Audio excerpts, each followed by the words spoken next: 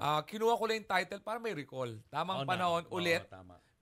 Inulit lang ang title, pero bago ang jokes. Bago mga jokes. Pero yung performance mo sa US, tapos na to, di ba? Oo. Nagawa mo na. Oo. Kamusta yung pagtangkap ng mga tao sa klase ng comedy na meron ka? Kasi, di ba, hindi kaya iba yung sensibilities ng mga nasa US sa Pilipinas? Mas malawak ang ano nila pag-iisip nila doon Dahil pangatlo ko na to sa US Ang natutuwa ako doon, gutom sa humor na Pinoy.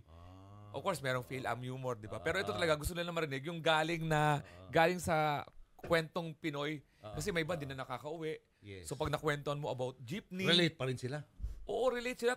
May iba nga. May isang nanonood doon, naiyak sa dulo. Kasi nga, na-miss niya Na-miss niya yung Pilipinas pag uwi na. Sabi niyo, tagal na ako din nakakauwi. Pero dahil sa'yo, parang nabalik ako doon sa... Kasi yung kwento mo, talagang kwento nung bata ako sa Pilipinas. So, hindi na ulit. Kasi marami pa naman tayong mga set. So, ganun din ang mangyayari sa May 2 sa Soler. Malaki yung first time ko doon Soler, ang laki nga no ng venue bumisita nga ako, kaya sabi ko, laki pala nito. Pag hindi ito napuno, di sorry tayo. Mapupuno yan, ikaw pa. Hindi, dumaan kasi na Holy Week sa Kamili. Pero may tiwala naman tayo. So yun nga, may mga bagong jokes tayo. At who knows, baka yung joke na yun, lumabas naman sa Netflix. Hindi mo natin alam baka mamaya, naikunan ko. Ayoko na sabihin Surprise dapat, no? Pero maganda yung lugar. Medyo nag-isip ako. Sabi ko, okay itong i-record. Okay, no? Pwede. So itong tamang panahon sa Netflix, worldwide na to.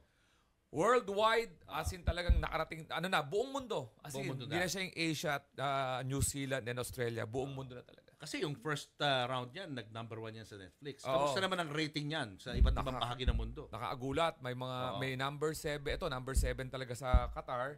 Number 9 sa UAE. Wow. At may ibang mga parte, siyempre, hindi ko na matanong, hindi naman pwede matanong lahat kung ano.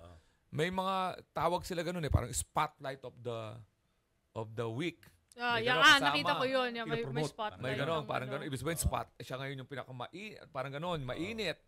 Parang requested. May mga gano'ng, hindi ko lang alam kung anong position, yung ibig sabihin nun sa iba't ibang bansa. So, yun. So, maraming salamat dahil maganda rin nata ang naging resulta sa ibang bansa.